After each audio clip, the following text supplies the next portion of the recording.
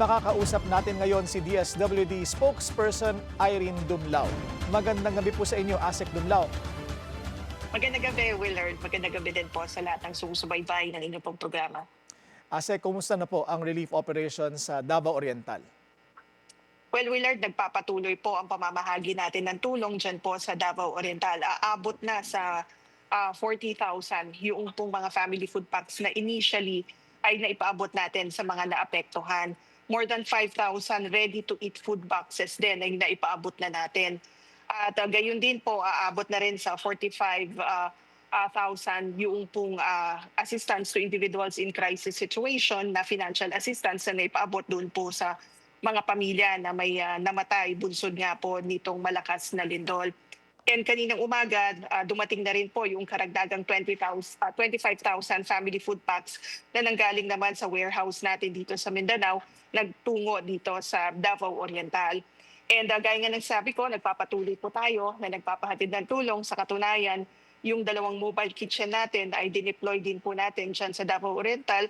Kasama na po yung ating mobile command center at yung pong ating water tank and yung water filtration tank na dati ay na-deploy sa Canlaon but now ay patungo na rin dito sa Davao Oriental para matiyak po na may mapagkukunan ng safe na tubig, mainom na tubig yung ating pong mga kababayan. Bali na dyan ho kayo, Asek, sa Davao Oriental. Tama po. Punta naman po tayo sa Cebu, ma'am. Kumusta po ang relief operations doon? Lalo't niyanig na naman sila ng lindol.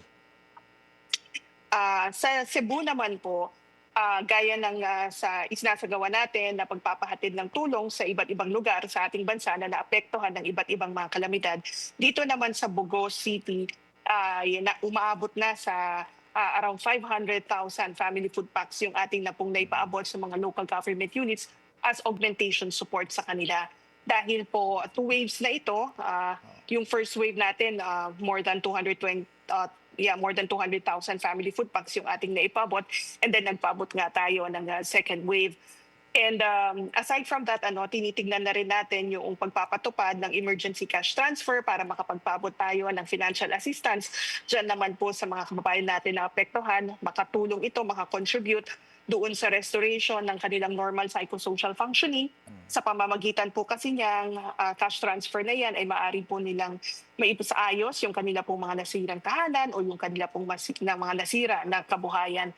Ito ay sinasaayos na natin, kinukuha natin yung listahan mula sa mga local government units nung mga naapektuhan na merong totally or partially damaged houses. Dahil yan po yung basehan ng DSWD in activating the ECT.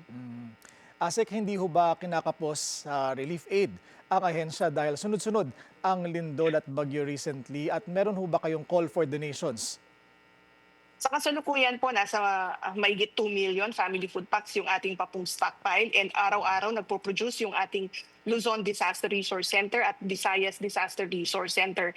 Around 18 to 20,000 family food packs yung napro-produce po dyan. So lahat po ng mga output natin ay nai-dispatch doon sa iba't ibang warehouses natin, particularly dyan sa Visayas and Mindanao, upang agad pong matugunan yung pangangailangan ng mga kababayan nating naapektuhan. In terms naman of funding support, Willard, we're very grateful to the Department of Budget and Management kasi lahat po ng mga request namin for QRF replenishment ay agaran po nila na natutugunan. So this enables the department to continue with its disaster resource operations and humanitarian action, and tayo ay magre-request po muli ng karagdagang pampondo mula sa DBM. At meron ho ba kayong call for donations sa publiko, ma'am, or para sa mga nais na mag-donate? Bukas ho ba ang ahensya dito? Well, sa mga nagnanais po na magbigay ng donasyon at tumulong sa ipinapaabot natin na assistance sa mga naapektuhan ng iba't ibang kalamidad, maaari po kayong magtungo sa aming pong website, that's www.dswd.gov.ph, and click on the link ng Kaagapay Donations Portal. Dito po makikita nyo kung ano yung mga lugar na gusto nyong paabutan ng tulong. At maaari rin nyo pong gamitin ng iba't ibang mga platforms. Maaari po kayong mag-donate through cash or even through your digital wallets. So magiging kombinyente po ang pagpapahatid ng tulong. And maaari rin po kayong tumulong naman sa pagre-repack ng mga family food packs. Maaari po kayong magtungo sa Luzon Disaster Resource Center na matatagpuan sa Chapel Road, Pasay City, or sa Visayas Disaster Resource Center na matatagpuan naman sa Mandawi City, para makasama po namin kayo sa pagre-repack ng mga food packs na ating pong ipapabahagi dyan sa mga iba't ibang lugar na naapektuhan ng iba't ibang kalamidad. ASEC, sa ngayon, kumusta ho ang contingency fund para sa mga kalamidad? Sapat pa ho ba ito? Well, so far sapat naman po yung ating pong nakuha na pondo, yung karagdagang replenishment ng goods mula sa replenishment ng QRF mula po sa DBM. At sabi ko nga po, dahil nagamit natin ito sa pag-procure ng mga raw materials na gagamitin para sa production ng ating mga family food packs, tayo po muli ay magre-request ng karagdagang pampondo mula sa DBM to sustain our ongoing disaster response operations. ASEC, kakabit na ng mga natural disasters gaya nito ay ang trauma doon sa mga apektado. Paano ho tinutugunan ng ahensya ito at marami na ho bang nai-report sa inyo na mga nangailangan ng debriefing?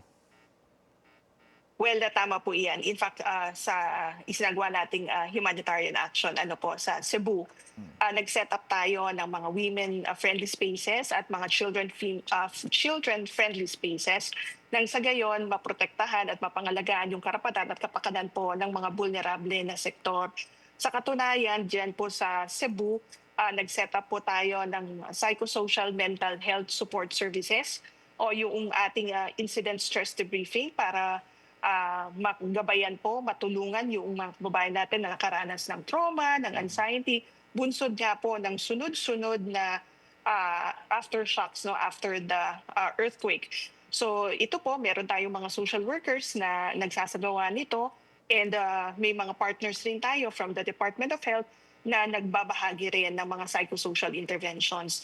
Of course, yan din ay gagawin natin dito sa Davao Oriental para matulungan, maibsan yung pong mga nararanasan nitong mga kababayan natin na naapektuhan nga po ng malakas na lindol. Alright, maraming salamat po sa inyong oras at ingat din po, DSWD Spokesperson Assistant Secretary Irene Dublao.